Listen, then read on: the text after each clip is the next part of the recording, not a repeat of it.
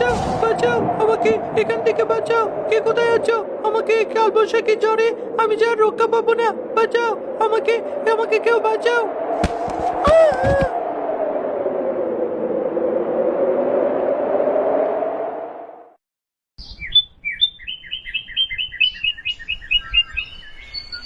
কি রে দাদা, তুই উঠেছিস? তোর কি হয়েছিল? তোর চিৎকারের শব্দ শুনে আমরা দৌড়ে যাই, গিয়ে দেখি তুই মাটিতে লুটিয়ে পড়ে আছিস। তোর কি হয়েছিল ভাই? তোর জন্য আমরা সারা রাত কাল ঘুমোতে পারিনি। মা তোকে দোকান থেকে মুড়ি আনতে বলেছিল, আর তারপর থেকে তোর কোনো খোঁজ নেই। কোথায় গিয়েছিলি সারাদিন? মা, আমি দোকানে গিয়েছিলাম মুড়ি আনতে। তখন বন্ধু বাদলের সঙ্গে দেখা হয় এবং সঙ্গে সঙ্গে তার বাসায় যেয়ে সারাদিন খেলা করি। তারপর যখন বিকাল হয় তখন আমার মনে হয়েছিল বাসায় ফেরার কথা। তখন মুড়ি নিয়ে বাসায় ফিরছিলাম, হঠাৎ কালবৈশাখী বাতাস ছেড়েছিল। আর সেই বাতাসে আমি প্রচুর ভয়ে রাস্তায় দাঁড়িয়ে চিৎকার দিতে থাকি। হঠাৎ ঝড়ের মধ্যে একটি গাছ এসে আমার শরীরের উপর পড়ে এবং আমি জ্ঞান হারিয়ে যাই। দেখছিস রবি, মায়ের কথা না শুনলে কি হয়। তোকে আমি মুড়ি আনতে পাঠিয়েছিলাম, তুই সঙ্গে সঙ্গে না এসে তোর বন্ধুদের সঙ্গে সারাদিন খেলা করেছিস। আমার কথা শুনলে কি আজ তোর এমন হতো? ঠিক আছে মা, আমার ভুল হয়েছে, আর কখনো এমনটি করব না। তুমি যা বলবে আমি সেটাই শুনবো মা। রবি একটু বিশ্রাম নিক, ওকে বিরক্ত করো না। শিউলির মা, আমাকে এক্ষুনি খেতে দাও তো, একটু কাজে যেতে হবে। মোড়লের কাছে আজ কিছু টাকা পাবো, ওই টাকাটা নিয়ে আমাদের দোকানটা একটু মেরামত করতে হবে। দোকানের যে অবস্থা, না কখন ঝড় শুরু হয়।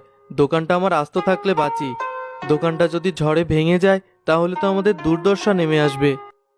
আমাদের ঘরের অবস্থাও তো খুব খারাপ বাবা, বৃষ্টি হলেই তো ছিদ্র দিয়ে পানি পড়তে থাকে। আমাদের চালটাও তো মেরামত করা দরকার বাবা।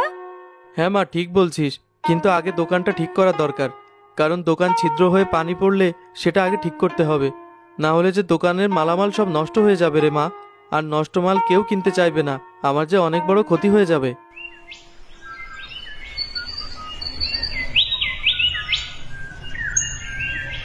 কিরে রফিক, এখানে কেন এসেছিস? মোড়ল মশাই, আমি এসেছি আমার পাওনা টাকাগুলো নিতে। আপনার বাড়িতে সে কবে কাজ করে দিয়েছিলাম, কিন্তু টাকাগুলো 6 মাস হয়ে গেল এখনো দেননি। কালবৈশাখীর ঝড় হবে, আমার দোকানটা মেরামত করার জন্য আমার টাকার প্রয়োজন। দয়া করে আমার পাওনা টাকাগুলো আমাকে দিয়ে দিন মোড়ল মশাই। কি রে, তোর এত বড় সাহস? তুই মোড়ল মশাইয়ের মুখে মুখে কথা বলিস? তোকে যেদিন টাকা দিবে সেদিন তোকে ডেকে পাঠাবো, যা এখন। আমার ঘরের অবস্থাও ভালো না, টাকাটা আমার খুব দরকার। দোকানপাট আর ঘর একসঙ্গে মেরামত করা জরুরি, না হলে এই ঝড় বৃষ্টিতে আমরা যে আর রেহাই পাবো না। দয়া করে আমার পাওনা টাকাগুলো ফিরিয়ে দিন মোড়ল মশাই। এই নে, এখানে 5 টাকা আছে, এই টাকা দিয়ে এখান থেকে বিদায় হ, তোকে যেন আমি আর না দেখি। মোড়ল মশাই, এ তো অন্যায়। 5 টাকা দিয়ে আমার কি হবে? আপনি আমার পাওনা টাকাটা বুঝিয়ে দিন। এমন অত্যাচার করলে আমরা যে ক্ষতির মুখে পড়ে যাব, আপনি বোঝার চেষ্টা করুন মোড়ল মশাই। টাকা চেয়েছিস, টাকাই তো দিয়েছি, অন্য কিছু তো আর দেইনি। বাকি টাকা তুই সময় মতো পেয়ে যাবি। এই, একে এক্ষুনি বের করে দে। আমাকে বের করে দিতে হবে না, আমি একাই চলে যাচ্ছি। রফিক মন খারাপ করে সেখান থেকে চলে যায়।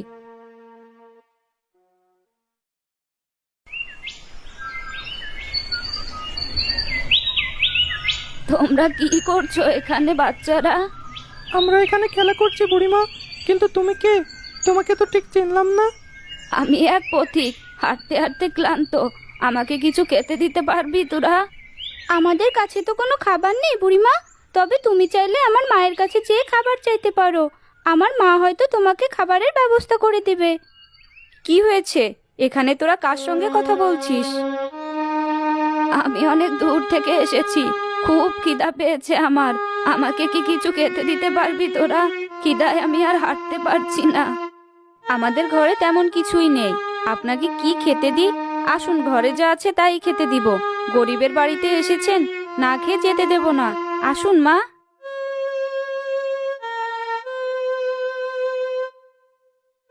এত কিছু খেতে দিয়েছো তোমরা আমাকে, দেখেই তো আমার মনটা ভরে গেল। কিন্তু তোমরা এ পাশ দিয়ে এত গামলা কলস রেখেছো কেন? এগুলো দিয়ে তোমাদের কি কাজ?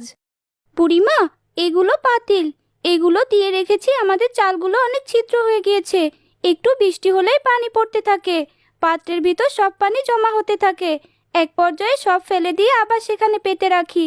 আসলে কি করব বুড়িমা, ঘর সারাই করার মতো পর্যাপ্ত টাকা আমাদের কাছে নেই। খুব কষ্টে দিন পার করছি। এত চিন্তা করিস না মা, সব ঠিক হয়ে যাবে। উপরে আল্লাহ আছেন, উনি সব কিছু দেখবেন। তোদের এত অভাব, কিন্তু তোদের এই অভাবে যে আমাকে খেতে দিয়েছিস, এটা দেখে আমি মুগ্ধ হয়েছি রে মা।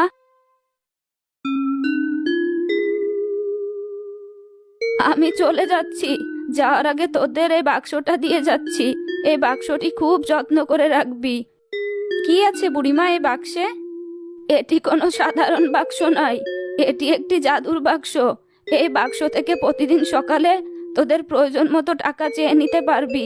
তবে হ্যাঁ, অতিরিক্ত লোভে পড়ে বেশি টাকা পয়সা চাইলে বা একবারের অধিক টাকা চাইলে বাক্সটি আর কোনোদিনই কাজ করবে না, সাবধান। আপনাকে অনেক ধন্যবাদ বুড়িমা। আমাদের এই অভাবের সময় আপনি যেভাবে আমাদের উপকার করবেন আমরা কল্পনাও করিনি। ঠিক আছে, তাহলে আজকে আমি যাই। হয়তো আবারও কোনো একদিন তোমাদের সঙ্গে দেখা হবে। ভালো থেকো, বিদায়।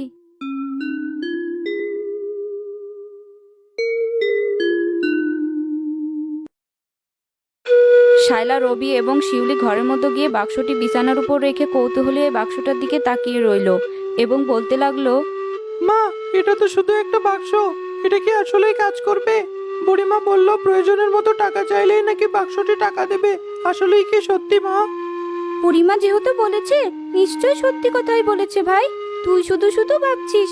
মা, তুমি একবার চেয়েই দেখো না বুড়িমার কথাটা কতটুক সত্যি হয়। ঠিকই বলেছিস তোরা, এখন চাইতেই হবে। কিন্তু বুড়িমা বলেছেন প্রয়োজনীয় টাকা শুধু চাইতে, অধিক লোভ করা যাবে না এবং অপ্রয়োজনীয় টাকাও চাওয়া যাবে না। আমি এক কাজ করি, তোর বাবার হাতে তো এখন কোনো টাকা পয়সাই নেই, ঘরটাও তো মেরামত করতে হবে, ঘরে বাজারও নেই বললেই চলে।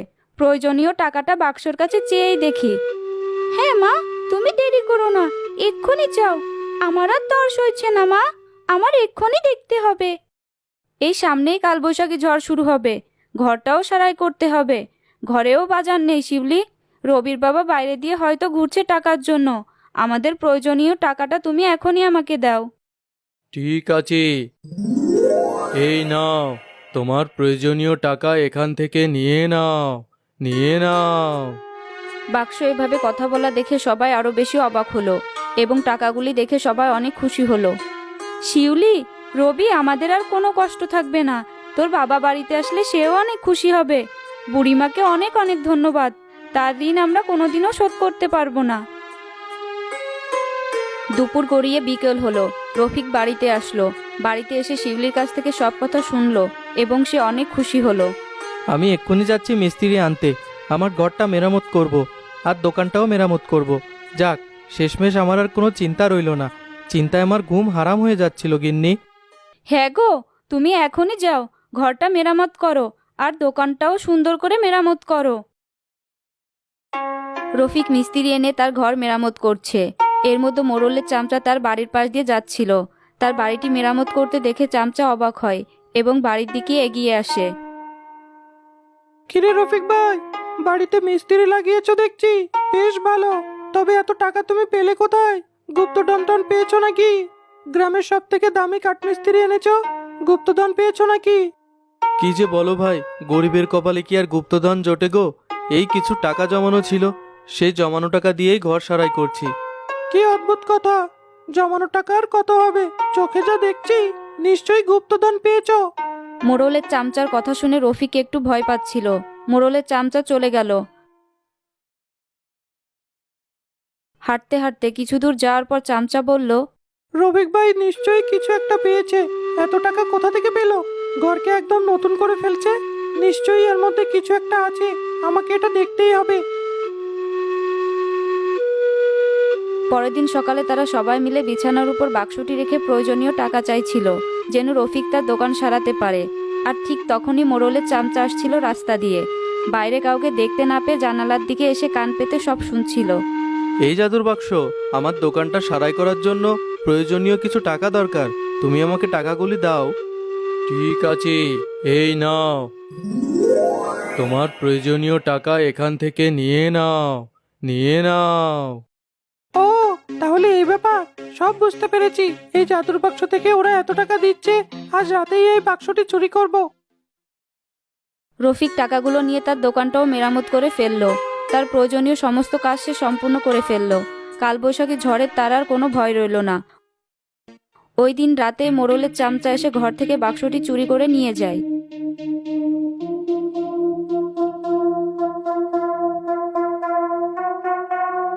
মোড়ল মশাই, এই নিন সে জাদুর বাক্স। এখান থেকে যত খুশি টাকা নিতে পারবেন। আপনাকে রফিকের কথা বলেছিলাম, সে বাড়ির দোকানে মেরামতের জন্য এত টাকা কোথায় পাচ্ছে? সে সব এই বাক্স থেকে নিয়েছে, আমি নিজেই কানে শুনেছি। তাই নাকি? ঠিক আছে, তুই এখন এক কাজ কর, কালবৈশাখী ঝড় আসবে, আমরা এই পুরনো ঘরটা ভেঙে ফেলি। আজকের মধ্যেই আমাদের দালান কোঠা ভেঙে ফেল, আর শহর থেকে বড় বড় মিস্ত্রি খবর দে, আমি নতুন করে রাজপ্রাসাদ তৈরি করব। ঠিক আছে, আপনি যা বলবেন তাই হবে, আমি এখনই খবর দিচ্ছি। মোড়লের চামচা মিস্ত্রি এনে মোড়লের সমস্ত দালানকোটা ভেঙে চুরমার করে দিল, নতুন রাজপ্রাসাদ করবে সেই আশায়। কিন্তু সামনে যে মোড়লের বিপদ রয়েছে সেটা মোড়ল একদমই বুঝতে পারেননি। এই জাদুর বাক্স দে, আমাকে 2 বস্তা টাকা দে, আমি টাকা দিয়ে রাজপ্রাসাদ তৈরি করব। তুমি একজন লোভী মোড়ল।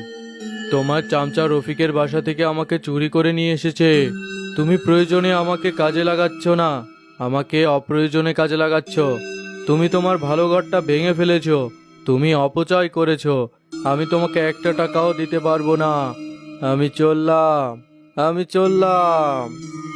এটা বলে বাক্সটি হাওয়ায় মিলিয়ে গেল। এদিকে মোড়ল আর মোড়লের চামচার মাথায় হাত। মোড়ল তার ঘরবাড়ি সব ভেঙে ফেলেছে রাজপ্রাসাদ করার আশায়, কিন্তু এদিকে লোভের তাড়নায় সে টাকার বাক্সটিও হারালো। কিছুদিন পর শুরু হলো কালবৈশাখী ঝড়। পর্যাপ্ত ঝড় বৃষ্টির কারণে সব জায়গায় পানি বেড়ে গিয়েছে, আর সেই পানিতে ভেসে যাচ্ছে মোড়ল এবং চামচা। লোভ করে আজ মোড়লের কি অবস্থা হয়েছে।